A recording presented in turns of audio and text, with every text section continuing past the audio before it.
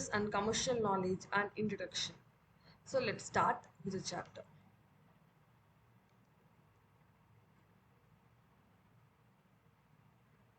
So this is the chapter overview. There are three main parts of this chapter: domains of BCK, human activities, and forms of business organization. So let's start with the introduction.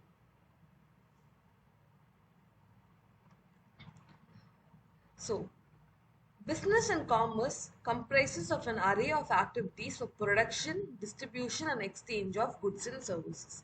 So these are the keywords: production, distribution, and exchange. So, what's business? Business includes finding raw materials, manufacturing, production, and marketing, whereas commerce pertains to distribution side. This is of distribution of goods and services. So, commerce is not same as business, but it's a subset of business. Next, let's come to production. What's production? Production is some making or manufacturing of goods and products from raw material. Distribution, it means spreading the product to different markets. Exchange means buying and selling of goods. So for buying any product we need to give money, so there's always an exchange. It can be barter system, it can be goods to goods or goods to money, so it can be in any form. So the main business and commerce comprises of production, distribution, and exchange.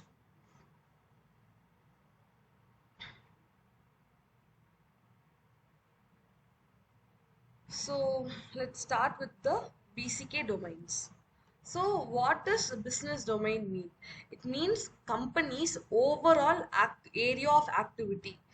Then what domain actually means? It's an identity or area of control or sphere of knowledge. So for example, Starbucks overall area of activity is coffee. So that is the domain of Starbucks. So here there are some domains given. We will I'll give you a brief study on that.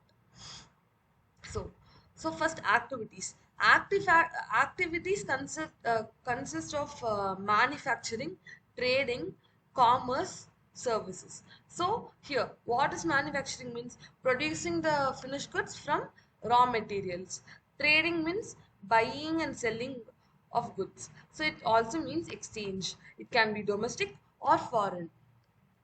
Next, commerce. Commerce is also buying, a business of buying and selling things. So here that it's given as aid to trade. What does aids to trade mean? It refers to the all those activities involved which directly or indirectly facilitates smooth exchange of goods and services. There are actually four types of aids to trade. Those are advertising, banking, insurance, and transport. So next let's come to scale. What does scale refer to? It means the size which determines the level of production and the volume of sales. So that's called a scale. So it consists of micro, small, medium, large. So large enterprises may have a larger production and the volume of sales also would be higher as compared to micro enterprise or small enterprise. So next it is the geographic scope. So what does geographical scope mean? It means the company's area in which it's located, where it is located. It may be local, national, or multinational. Local means inside our state or district. National means inside our country. Multinational means outside our country. So next is the ownership. What does ownership mean? It's a legal possession or the control in which one has over the company. So it may be state owned that is public sector, or it may be private sector. Public sector will be owned by the government. It may be central government or is state government, or it may be held by central government partly and state government partly. It is it, it depends from company to company. Next is the private sector. There are the private sector is whole, it can be held by an individual, so it can be by sole proprietor, partnership, company. Next, the markets. What does a market here means? It means product. So it can be where it has invested. It can be resources, equipments, commodities, capital, labor, or product market. So, who are the stakeholders? Stakeholder is a party that has interest in a company. They can affect or be affected by the company. So, there are some of the stakeholders are entrepreneur, promoter, customer, investor, business owners, directors, managers, etc., etc. So, for example, I'll give you an example. Here there are investors. So they invest in a company, so they have the rights to know what is happening inside the company, how is the return. So stakeholders will be affected by the business if anything happen adverse. Therefore a company is always required to update the investors on how the company is running. Next, the functions. So, business functions are activities that are carried out by the enterprise. It may be the capability or the departments. So, some of the functions of the BCK are production, marketing, accounting, finance and taxation, and human resource. Next, the focus. Focus means the target audience or the customers. For example, some it can be enterprise wide, that is whole company, or it can be particular business line, a cloth business. So it can be a credit card business, mortgages, etc. A particular function such as production, marketing, accounting and finance. So concerns. What does concern mean? It means the importance or a goal that a company have towards its or concern means the importance or goal. Each company may have different concern. Some companies may have survival, some companies may have profitability, growth, sustainability, social responsibility, etc. So next comes the mode. There are two types of a mode a business can run. One is online, the other is physical. So the different types of physical is given as traditional and brick and mortar. Uh, then for online it's digital. So online means like opening a shop in the Amazon, or creating a own website. Physical means setting up a business and investing money on the infrastructure and attracting customers to come into our shop. So there are two modes. A company can choose whichever mode is profitable for it. It may decide upon the product or services it has. Next is the underlying disciplines. So BCK is not taken from a single subject or does not have single scope. It is taken from various disciplines such as economics, law, philosophy, psychology, sociology, etc. So BCK domains really large. It is not confined to a single subject. That's what. That's all with the BCK domains. So next, let's come to domains of business and commercial knowledge. So let's start. So, domains is referred to as specified sphere of knowledge. It also means an identity, and it is also generally. It also means a area of control. Business domain defines a company's overall area of activity. Before I gave an example of Starbucks. Starbucks domain is coffee. So there are three main sphere of knowledge of BCK. One is BCK is vast, multidisciplinary, and the third one is ever evolving and expanding. So we will give um, a quick summary upon the topics.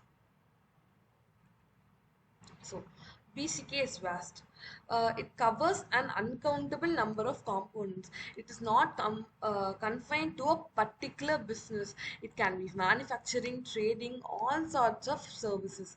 It may happen in domestic place or in foreign place. It can be retail trade or online trading. It can happen 24/7.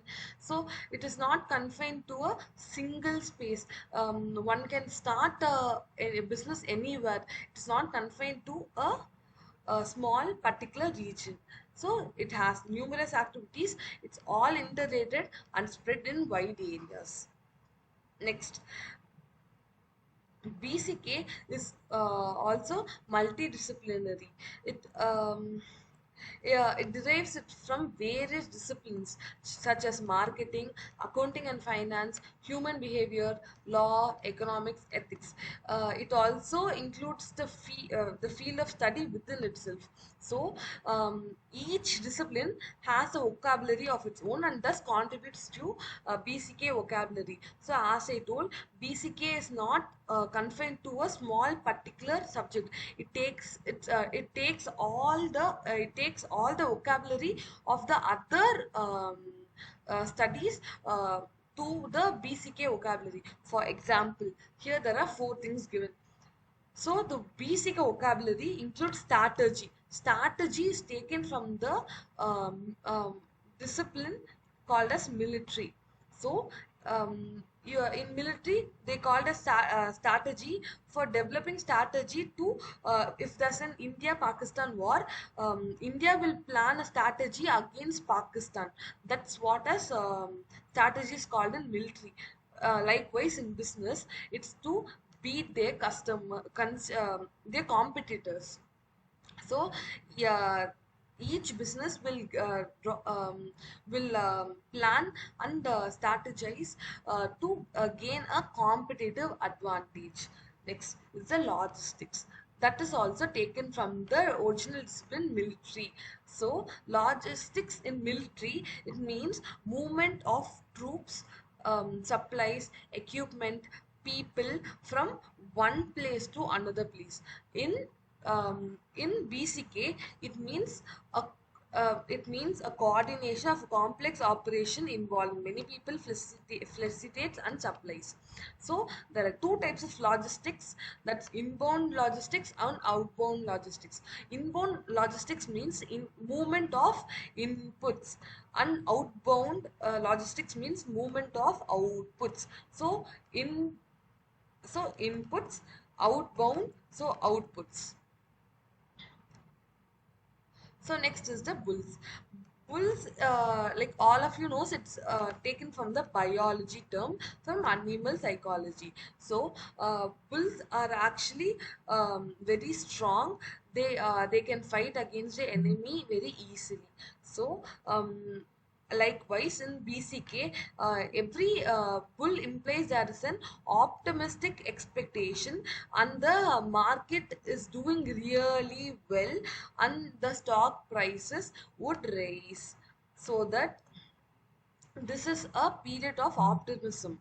Next comes a bear, but it in this is also taken from the discipline biology, animal psychology. Bears means bears are little weak. So here it's push downwards. So this is pessimistic expectation. Next comes the BCK is ever evolving and expanding. Here BCK,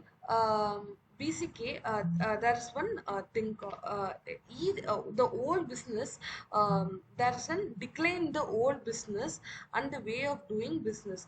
The emergence and BCK is ever evolving and expanding, and an important aspect of this evolution is the decline and demise of old business and old ways of doing the business, and emergence of new business and newer ways of doing. This is because of fast evolving and expanding nature in technology and communication. These are the main reasons for the emergence of new business. Each business must continuously improve themselves and improve their products and grow and make latest innovation. So it's fast evolving and expanding. The outdatedness is really high. We must stay updated and develop the capability to learn and learn at a fast pace. So we must learn, unlearn, and relearn at a fast pace. So that's what. So what are the 3 points? BCK is vast, BCK is multidisciplinary, and BCK is ever evolving and expanding. These are the three domains given in our textbook. So next comes the importance of BCK for chartered accountants. So there are three importance for chartered accountant to know about BCK. First reason, each business has its own peculiarities and associated variation. So each business is different from other. So chartered accountant only can chartered accountant can develop and identify such peculiarities and give attention to those. So CA is important for this for businesses having peculiarities. Next comes the BCK is required for chartered accountants for doing their regular jobs. Yeah, it may involve cost calculation, profit, revenue, inventories, etc., etc. So next comes a CA shall be able to conduct the audit diligently. The audit report is required by many uses. So that therefore CA must prepare the audit really with reasonable assurance, and he must be able to take decisions and make plans and make strategies and make budgets and closely look at the company. So this is the importance of BCK for chartered accountants. So there are 3 points. For one is for doing the seeing the peculiarities, one is for doing the audit, and one is for doing regularly, that is the routine work.